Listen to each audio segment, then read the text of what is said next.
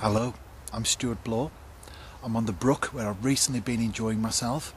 Arriving at the water, first thing I did, get the thermometer out, probe just beneath me. I'm actually fishing at a place where another waterway comes in, so it's a confluence in effect. Not like the Severn and the Avon, we're talking small waterways, but nevertheless a point where another water connects with the brook. And so putting the probe in, I was quite confused at first because the temperature gauge was fluctuating between several degrees. So what I did, I thought it's not the battery is fully charged. What I did was I put the probe in the one waterway for a while so it settled, then put it in the other, and I actually found that there was 0.5 of a degree difference, which at this time of the year and with the temperatures being what they are, that is quite a difference.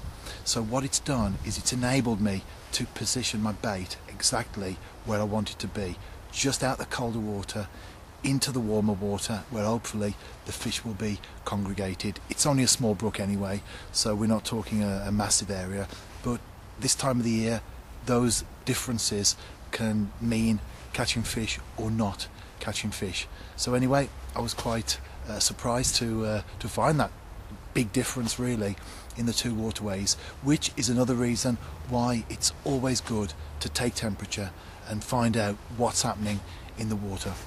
I'm fishing now, the rod's down there, so I'm watching that. There is a nice colour in the brook. It's still carrying the effects of the recent rain that we've had, and I think that's going to be a big factor. I suspect that a brook this size is going to fish well, A, when it's got extra water on it, and B, at night when darkness starts to set in. Hence I'm here for the last hour and a half of light, and then well into dark I'll be able to fish.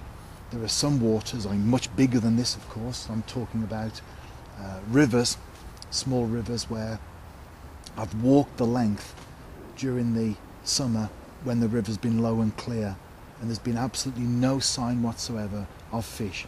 In fact, the River Sow, where I caught the river record barbel from, that's exactly in that category. If I took you there in the summer when everything's low and clear, you wouldn't think there were fish in there, never mind barbel. And yet at night the river will come alive, so to speak. And that's what I suspect very much about this particular brook that I'm fishing, that it will fish when there's that extra water on it and at night. As I said, we're into dark now and the bites have started. I haven't had any fish yet, but there's been a bite every cast since darkness drew in. I'm just filling up my cage feeder, brown crumb as a carrier, and dead maggots and a live maggot on the hook. Just plopping it out. Here it go there. Put the rods, or the rod, in the rests. Tighten up. Wait for a fish. I'm sure I'll get one on camera, even if it's only a small one. At last, after a few taps and plucks, I'm into a fish. Feels like a decent enough one as well. So hope I can land it. I think it's a roach. Yes, it looks like a good fish. Come on, don't come off at the net. Yes! Good things come to those who wait.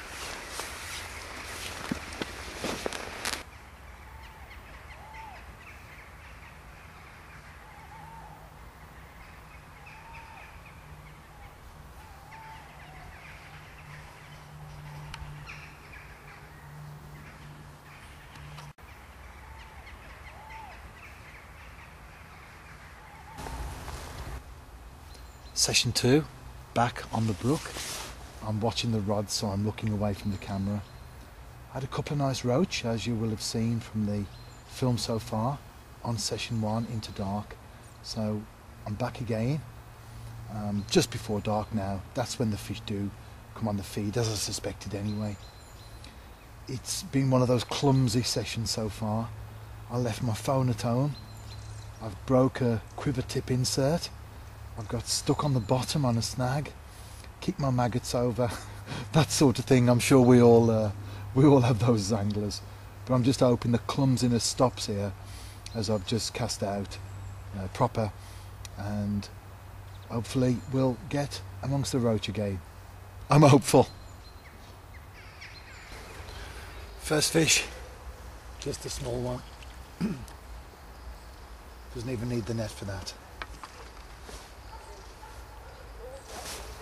I've had a few roach and just caught a chub. I will fall short of saying it was an ugly looking fish, because first of all, beauty is in the eye of the beholder, and secondly, the animal world doesn't think like we do in terms of physical attraction. But it certainly was was an unusual looking fish, shall I say.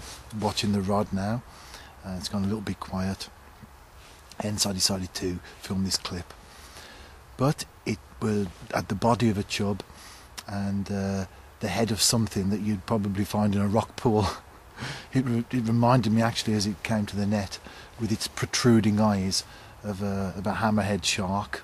But I'm happy to catch it, and as I say, beauty really is in the eye of the beholder, and whatever that fish may look like to us, it was certainly a very healthy fish. The mouth was absolutely stuffed with crumb and maggots, so it was a very active fish as far as feeding's concerned. The roach, nothing to really write home about. Needed the net for a couple of them, but not really big enough to take a photograph of, so it's been quiet on that respect. But I've got another hour or so left, and who knows what I might catch.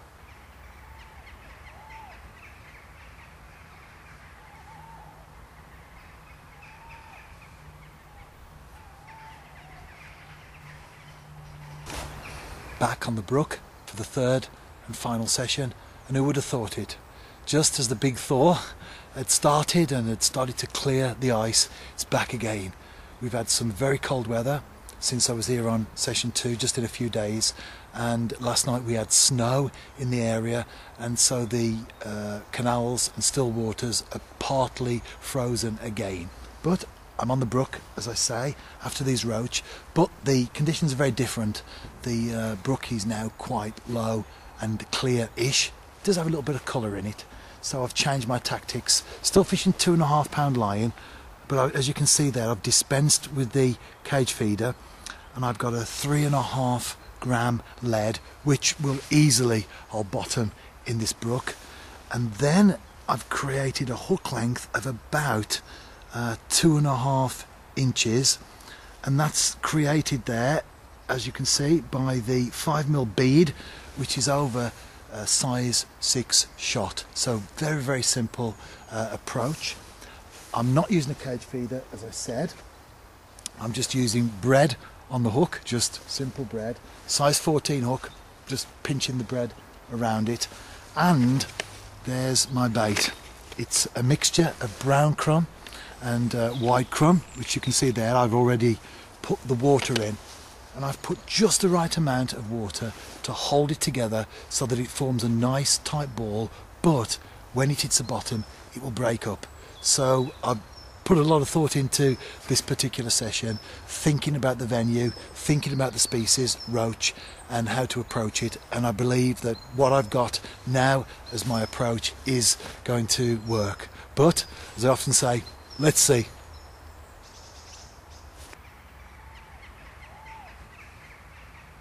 First roach.